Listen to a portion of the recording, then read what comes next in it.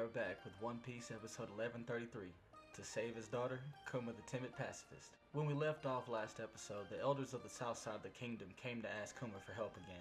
We pick up with Kuma in one of the villages, rescuing people while their homes burn. And Bakuri's comparing what he's doing now to what happened in the village in the east, where they got rid of all the unneeded trash. That is definitely the Goa Kingdom in the East Blue. It's a snippet of what happened to Luffy, Ace, and Sabo in the post-Marine Forward arc. Citizens have gathered outside of Bakuri's castle in protest to what's happening right now. He orders a few of the guards to shoot a few of them to prove a point. Listen, he's ruthless, but it's even worse right now considering he's in the middle of a cleansing. And this is what I was saying. There's evil and then there's followers of evil. We saw the girl say talking about doing another cleansing. Now, this is what they were talking about. Oda always pulls some sort of callback. Right then, Kuma arrives outside the castle where the people was just shot, with a ferocious face, and demolishes the guards. Then he begins a one-man assault on the castle. He gets to Bakuri, and Bakuri is still spouting that the ends justify the means nonsense, which angers Kuma. Bakuri reaches for a weapon and fires on Kuma, but it does nothing. Then Kuma unleashes a pawpaw attack that destroys the castle. The after effects look like a Ursa shock. Kuma assaulting the castle was remembered as an incident known as the Solo Revolution of the Sorbet Kingdom. Cut to Marijwa and the Girlsay are getting the news that Bakuri was overthrown. At the same time in Sorbet, the people are forcing Kuma to become the king. For political reasons though, the king from 2 generations ago, Bulldog, becomes king again. We cut to later on in the church where Kuma and the elders are talking and they can't seem to find Bonnie. But we see a girl who looks like Jenny running back and forth in the church. This is Bonnie the first time from what we know of her devil fruit activating, subconsciously while she was working on her stamina. One of the elders with the devil fruit encyclopedia finds that this is the age fruit, but they don't know how Bonnie got it. The power can age living people and inanimate objects. At this point in the manga, this was the first time that the name of the devil fruit was even introduced. We saw the power, but we never got the name. We get a knock at the door and it's King Bulldog and his mother, former Queen Dowager Connie.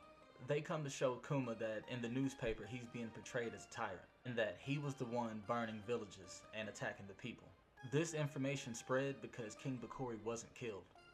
Kuma destroyed the castle and Bakuri was banished to exile. The elders get scared because they know that his new stunt is part of his retaliation. He's planning to take back his throne with the backing of the Navy. Why would the world government help him? Because he can amass heavenly tribute. Kuma decides to leave Sorbet again, as he'll be the main target. He asks the elders to look after Bonnie while he's gone. Fast forward to Bakuri with a few naval vessels attacking Sorbet. Kuma, who's a pirate now, sinks all the ships and gets his bounty increased. While at sea, Kuma's looking for a cure for the stone sickness that Bonnie has. While searching and fending off bounty hunters, he reunites with the revolutionaries. Dragon and Bello Betty tell him that he's in the newspapers as a tyrant and a pirate now, but obviously they don't believe it. We're all used to the world government spinning narratives as they please. Betty also takes the time to ask Kuma if she could become commander of the Eastern Forces, seeing as the position was recently held by Jenny. Kuma says yes and is happy that somebody with Betty's personality is going to take over Jenny's position. We see her putting in work in the present time, and her pump fruit is very useful. She can encourage and inspire people's emotions and bodies, giving them increases to their will and physical strengths. While talking, Kuma tells Dragon that he's been seeing what's going on in the world, and is curious to what the revolutionaries have been up to. He wanted to come back to the army and help, but he had to stay with Bonnie. Dragon tells Kuma that he's got some information on his situation actually.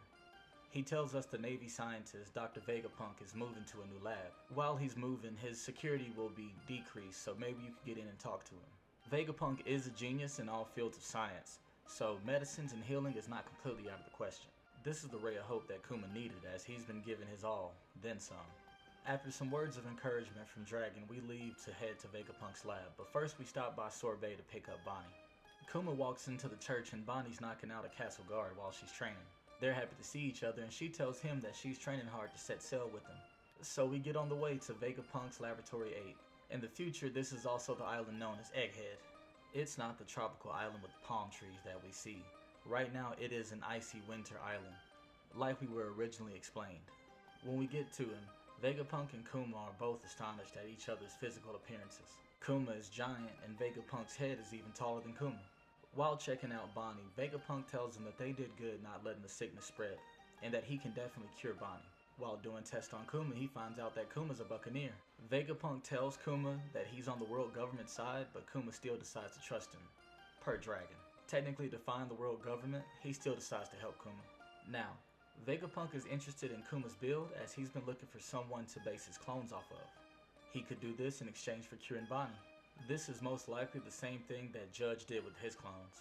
There was an original he probably found with the most suitable body type.